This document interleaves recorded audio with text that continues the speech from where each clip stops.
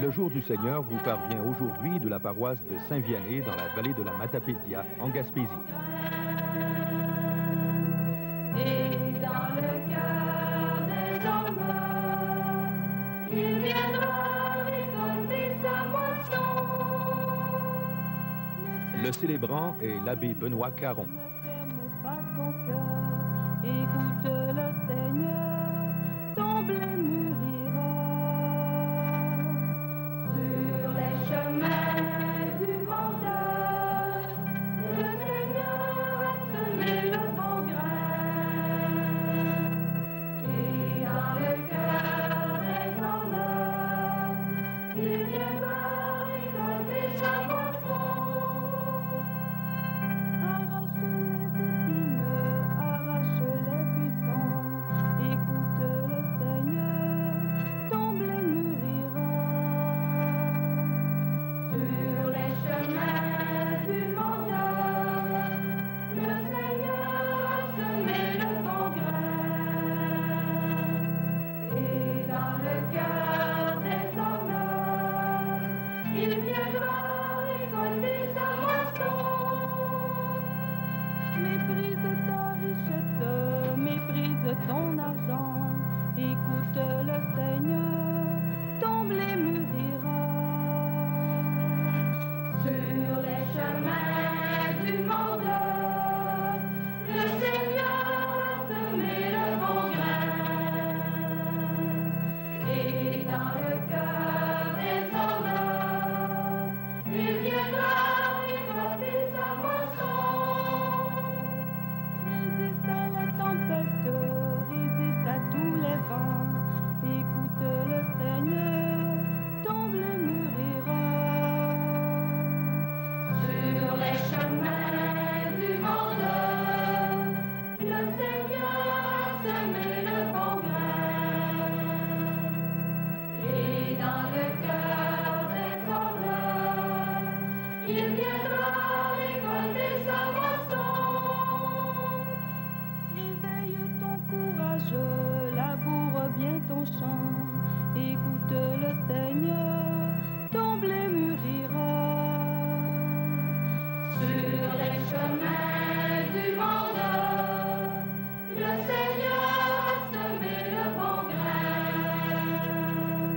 Et dans le cœur des hommes, il viendra récolter sa moisson.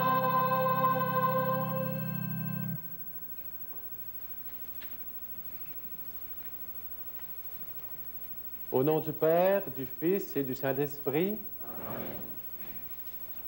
la grâce de Jésus notre Seigneur, l'amour de Dieu le Père et la communion de l'Esprit Saint soient toujours avec vous. Bonjour et bienvenue à notre célébration dominicale où nous voulons offrir ensemble notre prière à Dieu le Père.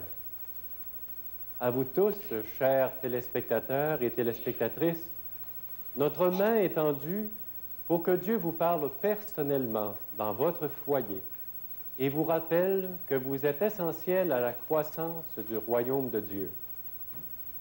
Aujourd'hui, la liturgie nous incite à grandir.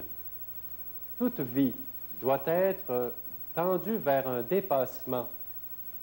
Et la croissance physique d'un être se fait de façon imperceptible. Mais elle est un temps où l'on parvient petit à petit à devenir un adulte.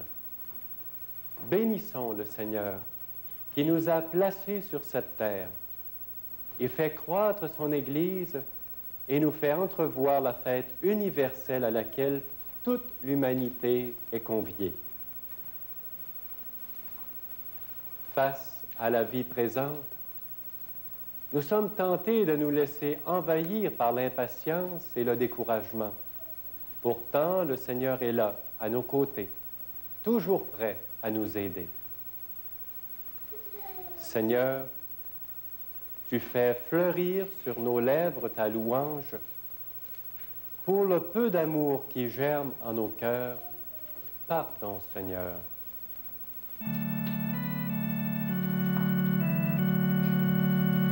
Prends pitié de nous, Seigneur. Seigneur, tu sèmes en nos cœurs la semence de ta parole. Pour le peu de fruits que nous portons, pardon, Seigneur.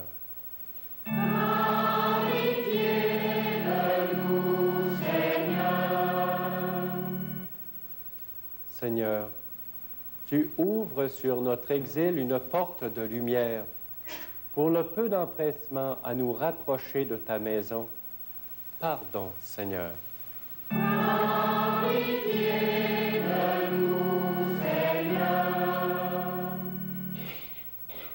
Que Dieu Tout-Puissant fait de nous miséricorde, pour que nous puissions un jour habiter dans ta maison.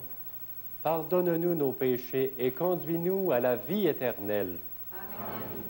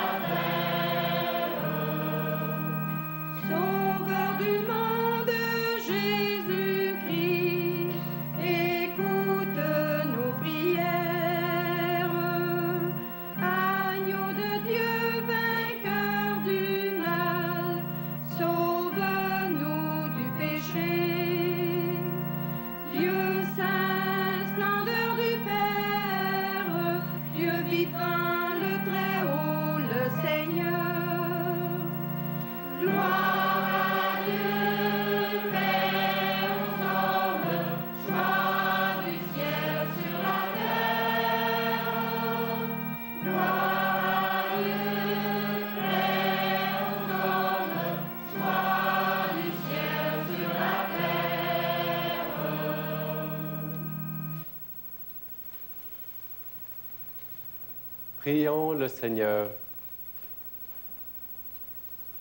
Dieu Tout-Puissant, force de ceux qui espèrent en toi, sois favorable à nos appels. Puisque l'homme est fragile et que sans toi il ne peut rien, donne-nous toujours le secours de ta grâce. Ainsi, nous pourrons, en observant tes commandements, vouloir et agir de manière à répondre à ton amour. Par Jésus, Christ et Seigneur, pour les siècles des siècles. Amen.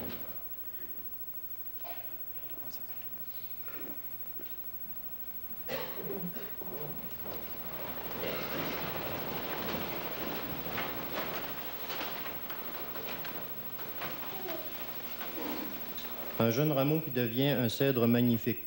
Telle est l'histoire du peuple choisi de Dieu. Lecture du livre d'Ézéchiel. Ainsi parle le Seigneur Dieu. À la cime du grand cèdre, à son sommet, je cueillerai un jeune rameau, et je le planterai moi-même sur une montagne très élevée. Sur la montagne d'Israël, je le planterai. Il produira des branches, il portera du fruit. Il deviendra un cèdre magnifique.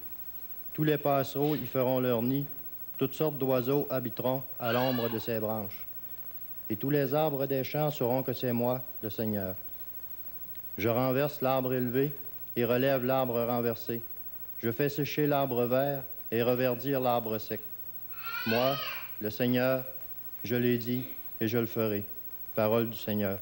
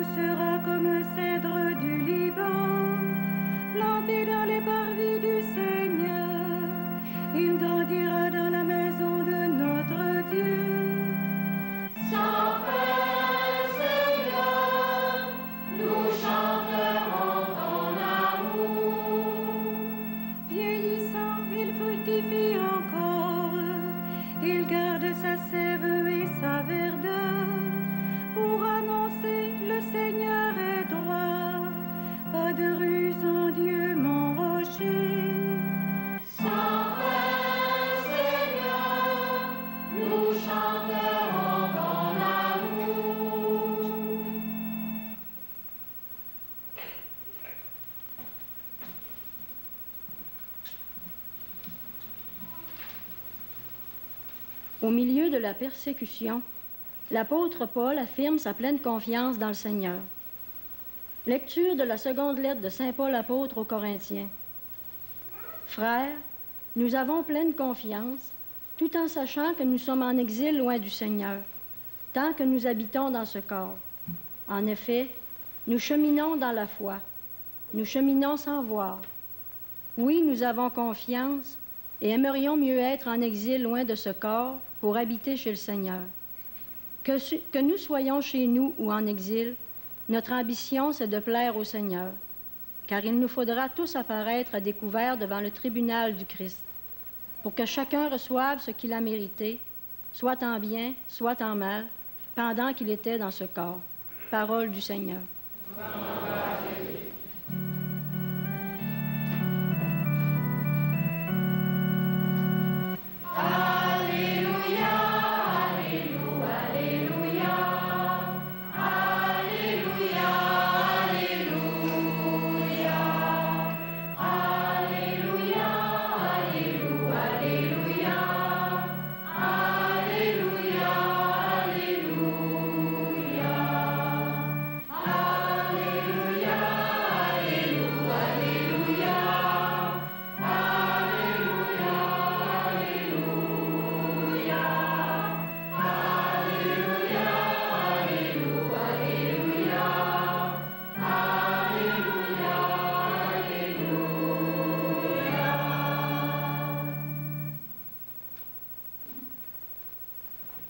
Le Seigneur soit avec vous. Évangile de Jésus-Christ selon saint Marc.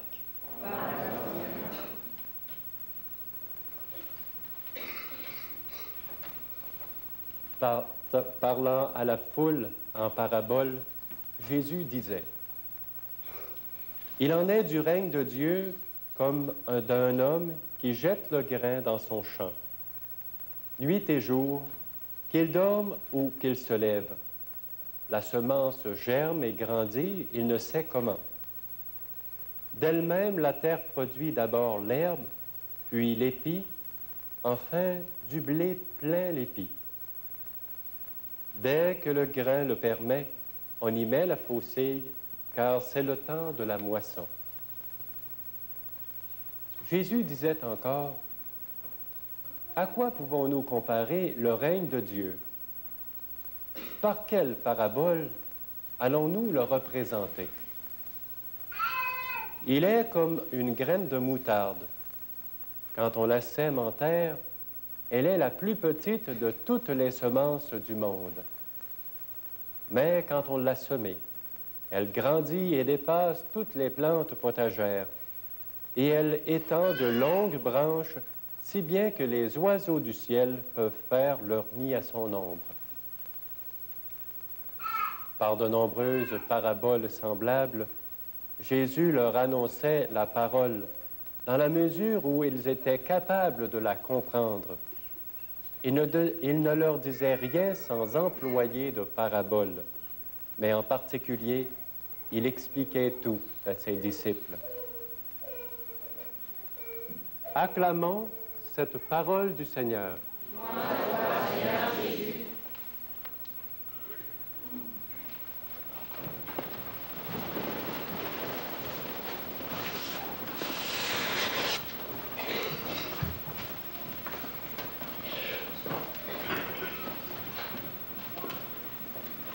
Aux foules, Jésus parlait en parabole.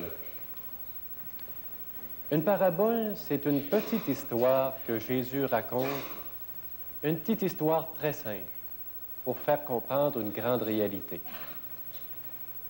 Et les petites histoires sont là des fois pour porter un message, mais un message qui n'est pas possible de toujours découvrir très facilement et très rapidement. Ainsi, les paraboles de la liturgie d'aujourd'hui, elles sont là pour nous faire relire des événements ou des choses que Jésus veut absolument affirmer. Et très souvent, on est porté à ne pas leur donner toute l'attention qu'ils mériteraient, ces paraboles. Elles semblent trop faciles. Leur message semble peu important. mais ces histoires gardent toute leur actualité.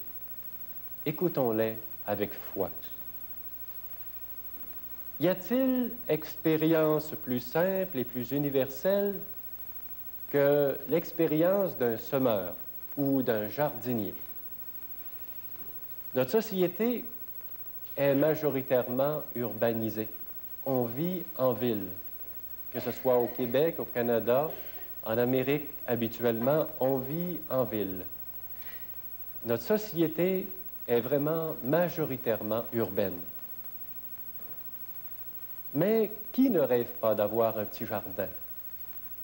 Soit en ayant un chalet, soit en ayant simplement sur le 2e ou sur le 3e étage d'un balcon quelques plants de tomates, quelques plants aussi d'haricots, ou au moins un minimum, quelques herbes spéciales pour la cuisine. Cette expérience nous aide à réfléchir sur une situation qui est grande et qui est porteuse de sens. C'est qu'il faut laisser la semence pousser. Il faut lui laisser le temps de devenir à maturité. Rien ne sert de tirer sur les carottes pour qu'ils poussent plus vite. Rien ne sert de les engraisser et de les surengraisser pour qu'ils produisent plus rapidement. La chaleur, la pluie, le temps fait son œuvre. Et une des grandes qualités qu'il faut à un jardinier, c'est de la patience. Une grande qualité qu'il faut à un cultivateur, c'est d'attendre après la prochaine pluie ou attendre que le soleil ne brise pas trop sa récolte, mais c'est d'attendre. La patience, c'est la principale vertu de ceux qui s'occupent d'agriculture. Comme autre exemple, pensons à la croissance d'un enfant. Un adolescent, par exemple, souvent trouve qu'il a les bras trop longs, le nez un peu trop prononcé. Il trouve que son cou est peut-être trop grand par rapport au reste de ses membres, quand ce n'est pas l'inverse qui se produit. Mais la croissance se fait par bourrée. Et cette croissance-là devient nécessaire pour que dans l'ensemble, à la fin de la croissance, tout soit équilibré. Du côté intellectuel, c'est la même chose qui se produit. On reçoit beaucoup de connaissances à la maison, à la télévision, à l'école. On reçoit des connaissances aussi de la part de ses amis. Mais avant de digérer ces connaissances, avant de les faire siennes, on passe par une période où il est bon de faire le grand ménage. La même situation se produit au niveau de la foi. On reçoit l'ABC de la foi par le Notre Père quand on est petit. On apprend à découvrir le Seigneur. Mais à la période de l'adolescence, on sent le besoin de mettre un peu de côté ces choses-là pour les refaire siennes par après. Dans les deux paraboles que nous venons d'entendre, Jésus nous dit qu'il en est ainsi du royaume de Dieu. Nous ne sommes pas toujours d'accord avec son opinion. Nous croyons que le règne de Dieu arriverait beaucoup plus vite si on l'entourait d'une meilleure popularité, une meilleure organisation, si l'on prévoyait davantage un plus grand nombre de contacts avec les médias d'information, avec des campagnes de promotion à la télévision, à la radio. Et ainsi, on croit que le monde entier serait changé parce qu'enfin, on aurait compris ce message où Dieu nous invite à aimer tous et chacun de nous.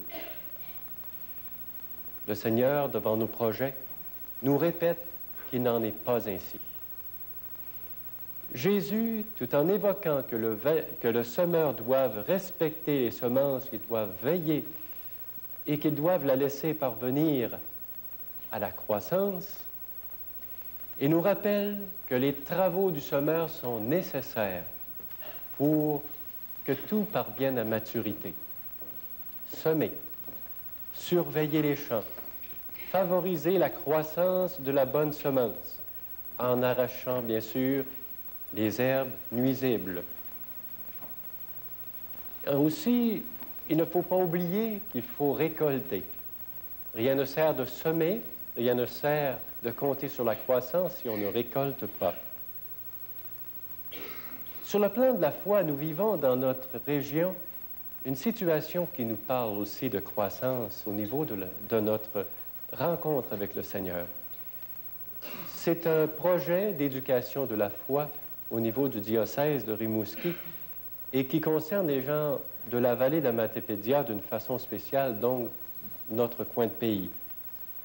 Après l'évaluation d'un an de réflexion, on sent bien que la foi des participants a évolué. On a le goût davantage de parler de sa foi. On est même prêt à défendre sa foi dans les discussions. On perçoit davantage de besoins chez les gens qui nous entourent et on est davantage prêt à les aider. On a une meilleure compréhension des textes bibliques parce qu'on connaît mieux Jésus, on connaît mieux son monde et on sait que ce qu'il a à nous dire vient d'une culture.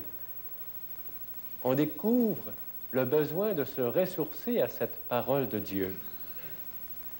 On a le désir de se rapprocher de Dieu par une prière qui est davantage collée à la vie et une prière aussi qui est tournée davantage vers les autres, une prière collective. On a le goût de rendre service à l'Église, car on comprend mieux que l'Église, ce n'est pas l'affaire des prêtres, des sœurs, mais que l'Église, c'est notre Église, et que si l'Église est malade, c'est notre foi qui est malade. Ainsi, le royaume de Dieu croît dans notre région. Et il faut apporter à la proclamation du royaume de Dieu toute la richesse nécessaire de notre vie, si pauvre soit-elle. Mais il faut aussi laisser à Dieu sa tâche propre, qui est celle de faire croître le royaume. La tâche de Dieu, elle est différente de la nôtre. Dans un jardin, si nous connaissons bien nos travaux, nous savons que la croissance des plantes, pour sa part, demeure un mystère. Comment se fait-il qu'un navet puisse grossir avec le temps? Même si on ajoute de l'eau à un navet, il ne grossira pas. C'est avec le temps, avec la chaleur, que tout se développe. Et la tâche de Dieu ressemble un peu à cette énergie obligatoire, nécessaire, qui fait croître les plantes, qui nous fait croître aussi dans notre foi. La tâche de Dieu, donc, elle est là pour revitaliser la semence déposée dans le sol. Nous collaborons à son œuvre, mais nous savons que nous ne sommes pas le maître de la moisson. La présence de Dieu en ce monde et dans notre action est nécessaire. À longueur de journée, qu'on dorme, qu'on travaille, qu'on soit en période de congé. La période de croissance est nécessaire et elle doit durer. Rassemblés en Église aujourd'hui pour célébrer la fête de l'Eucharistie, implorons le Seigneur de mettre en chacun de nous une confiance encore plus grande dans son œuvre de salut. De plus, sachons le remercier puisqu'il nous donne part à la table de son royaume qui ne cesse jamais de croître, un peu comme le grain tombé en terre. Amen.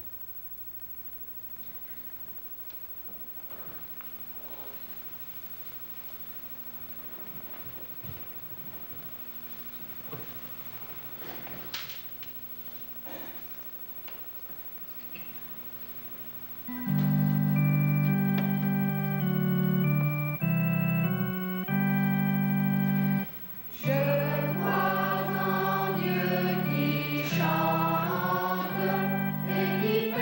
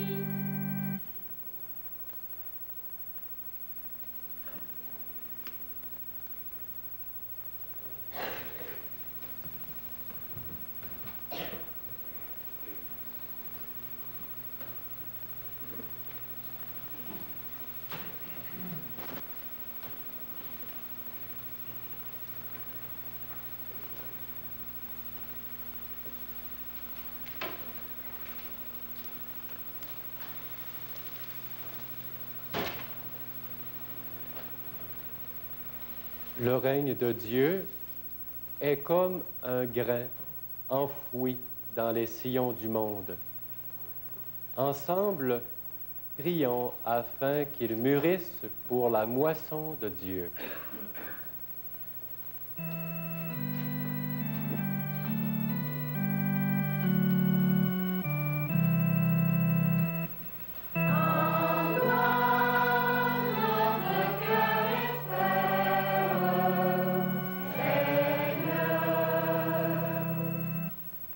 Prions pour l'Église universelle. Donne-lui de grandir, Seigneur, et de porter du fruit. Qu'elle soit accueillante pour tous les hommes. Prions le Seigneur.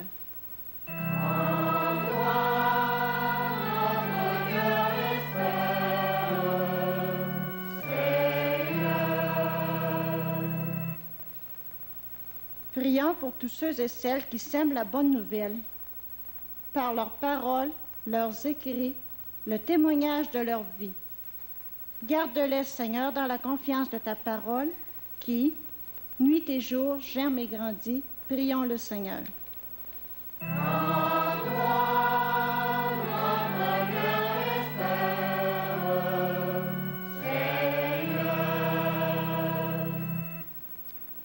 Prions pour ceux qui travaillent la terre. Fais-leur la grâce, Seigneur, de te rencontrer. Dans leur travail, prions le Seigneur.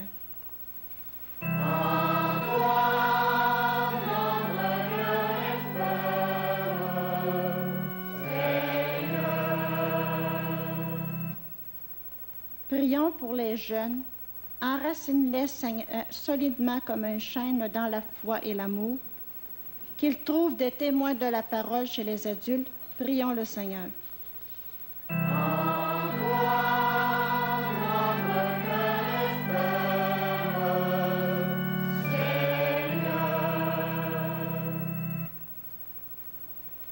Continue, Seigneur, de semer ta parole en nos cœurs, de jour et de nuit, qu'elle germe et grandisse, qu'elle mûrisse enfin pour ta moisson, et que nous récoltions du fruit pour la vie éternelle. Amen.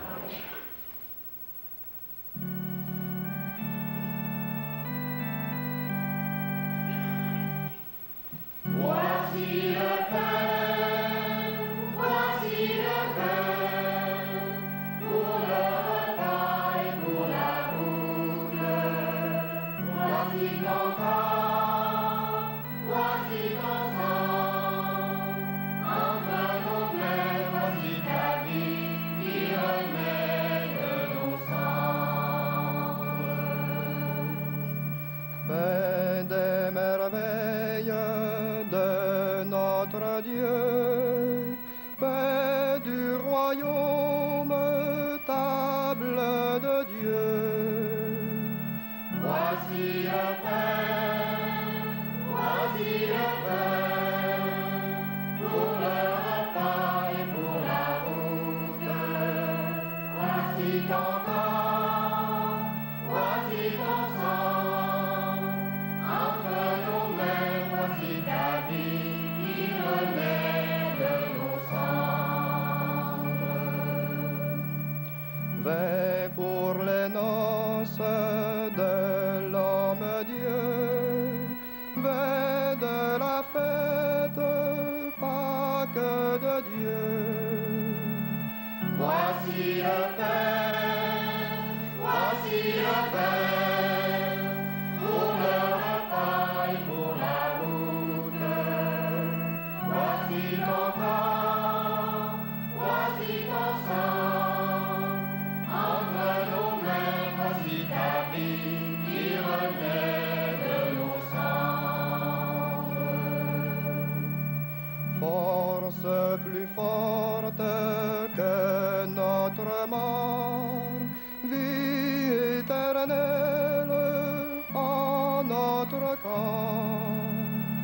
Voici le pain, voici le pain, pour le repas et pour la route.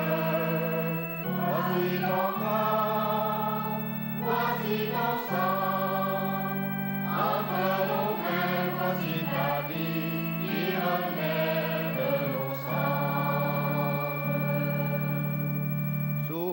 source d'eau vive pour notre soif, paix qui ravive tous nos espoirs.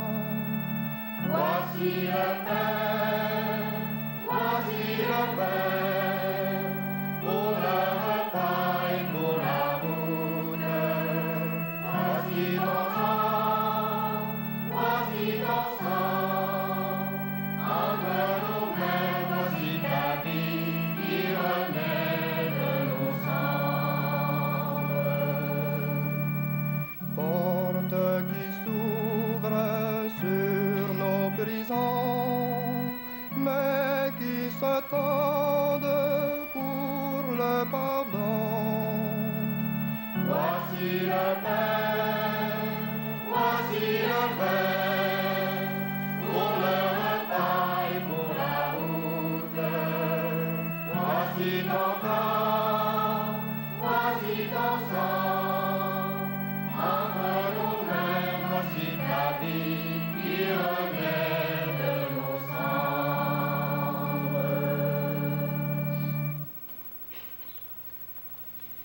Prions ensemble au moment d'offrir à Dieu le sacrifice de toute l'Église.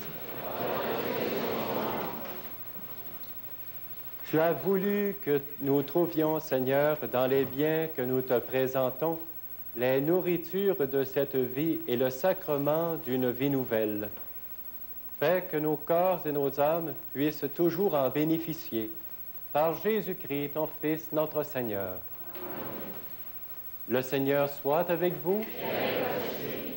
Élevons notre cœur. Rendons grâce au Seigneur notre Dieu.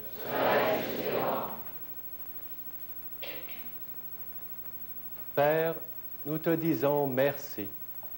Nous te rendons grâce. C'est toi qui nous as créés et tu nous appelles à vivre pour toi, à nous aimer les uns les autres. Nous pouvons nous rencontrer, parler ensemble. Grâce à toi, nous pouvons partager nos difficultés et nos joies. À cause de tout cela, Dieu notre Père, nous sommes heureux de te rendre grâce tous ensemble. Avec ceux qui croient en toi, avec les saints et les anges, nous te louons en chantant.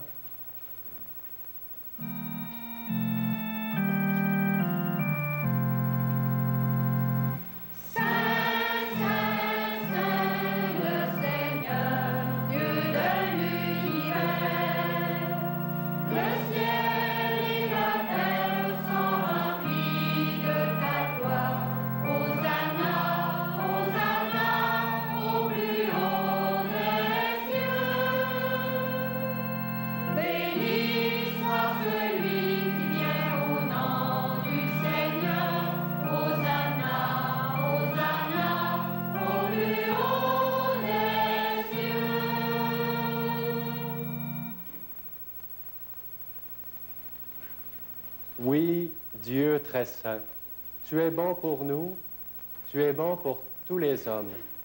Nous te disons merci et nous voulons surtout te rendre grâce à cause de Jésus, ton Fils.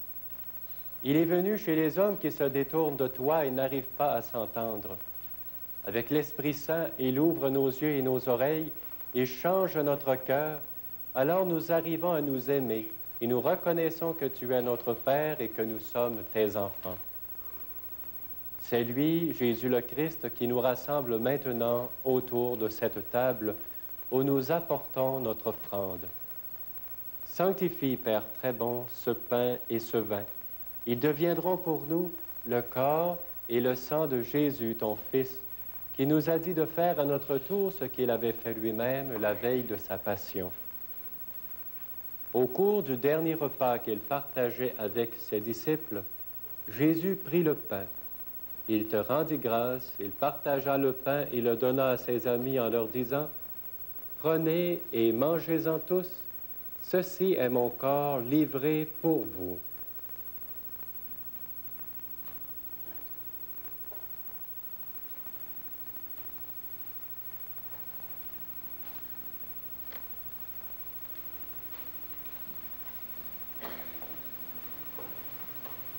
Il prit aussi une coupe de vin. Il te rendit grâce, Il donna la coupe à leurs amis en leur disant, « Prenez et buvez-en tous, car ceci est la coupe de mon sang, le sang de l'alliance nouvelle et éternelle, qui sera versé pour vous et pour la multitude en rémission des péchés. Vous ferez cela en mémoire de moi. »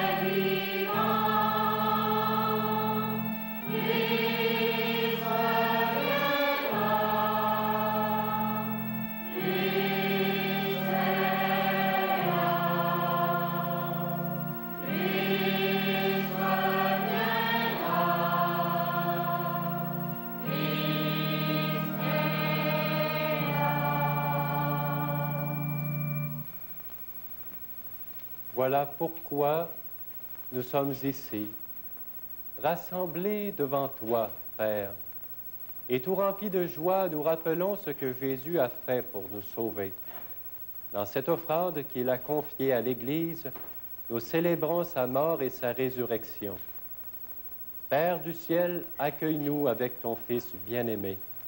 Pour nous, Jésus a voulu donner sa vie, toi, tu l'as ressuscité. Il vit maintenant près de toi. Il est avec nous toujours et partout. Un jour, il viendra dans la gloire du royaume et il n'y aura plus de gens tristes, malades ou malheureux. Père, nous allons recevoir à cette table dans la joie de l'Esprit Saint le corps et le sang du Christ. Que cette communion nous rende capables de vivre comme Jésus, entièrement donné à toi et aux autres. Viens en aide, Seigneur, à notre pape, à notre évêque Gilles et à tous les évêques. Accorde-nous et à tous les disciples de Jésus-Christ d'être de ceux qui font la paix et le bonheur autour d'eux. Et puis donne-nous un jour d'être près de toi avec la Vierge Marie, la Mère de Dieu, avec tous les saints du ciel, tous ensemble dans le Christ.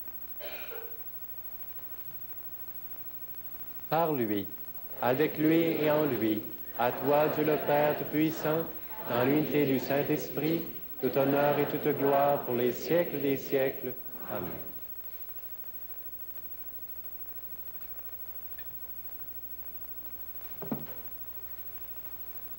Frères et sœurs, bientôt arrivera le temps de la moisson. Prions pour que le règne de Dieu vienne sur le monde et grandisse en notre cœur. Notre Père, qui es aux cieux, que ton nom soit sanctifié, que ton règne vienne, que ta volonté soit faite sur la terre comme au ciel.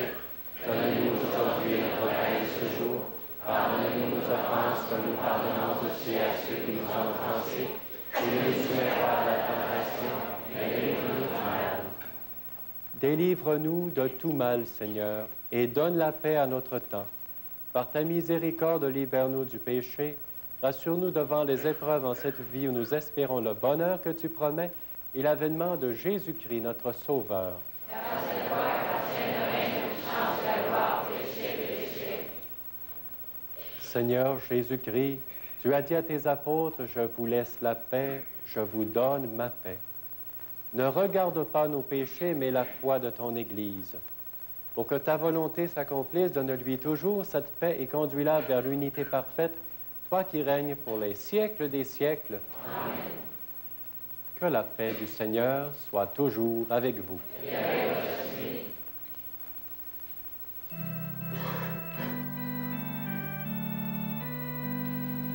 Agneau de Dieu qui prend nos péchés. Agneau de Dieu qui prend nos péchés. Tu donnes vie au monde.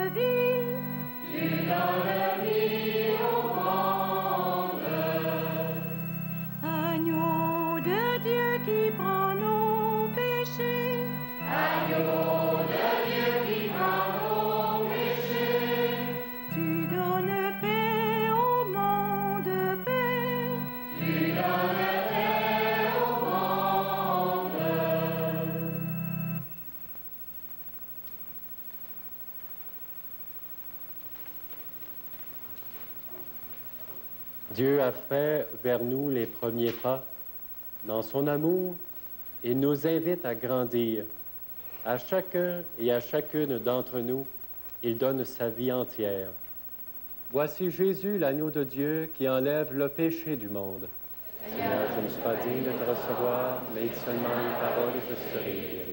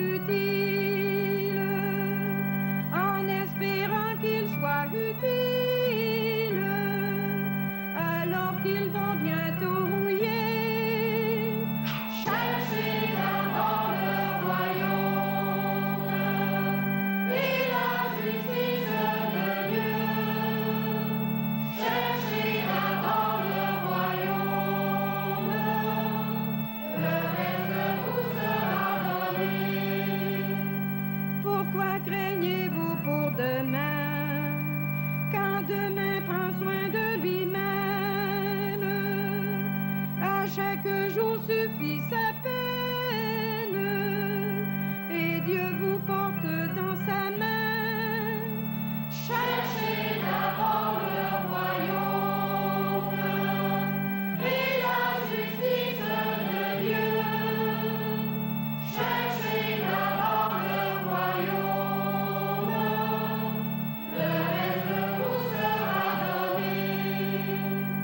Vous valez plus que les oiseaux, et bien plus que les chrysanthèmes. Dieu veille sur tous ceux qu'il aime, et rien ne leur fera défaut. Cherchez d'abord le royaume et la justice de Dieu. Cherchez d'abord le royaume, le reste vous sera donné.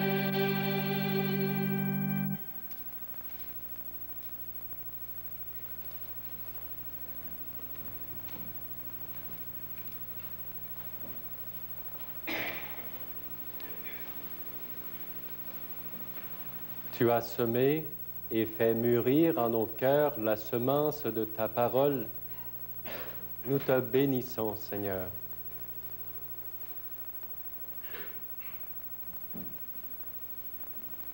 Prions le Seigneur. Cette communion à tes mystères, Seigneur, préfigure l'union des fidèles en toi. Fais qu'elle serve à l'unité dans ton Église. Par Jésus le Christ, notre Seigneur. Amen. Le Seigneur soit avec vous. C'est Dieu qui nous a rassemblés. Alors que Dieu Tout-Puissant vous bénisse, le Père, le Fils et le Saint-Esprit. Frères et sœurs de Saint-Vianney et de partout à travers le pays, nuit et jour, que la semence de la parole de Dieu germe et grandisse en vos cœurs, et que vos vies portent du fruit pour le temps de la moisson. Vivons dans la paix de Dieu.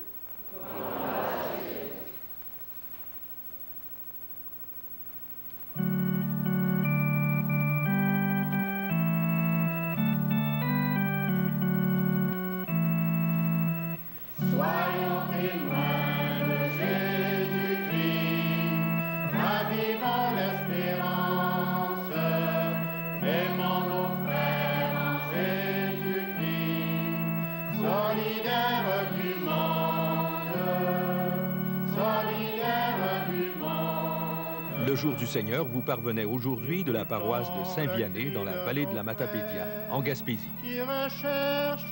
Dimanche prochain, la messe sera célébrée dans la paroisse de Saint-Valérien du diocèse de Rimouski. Le jour du Seigneur était une présentation de CBGAT, Radio-Canada Gaspésie.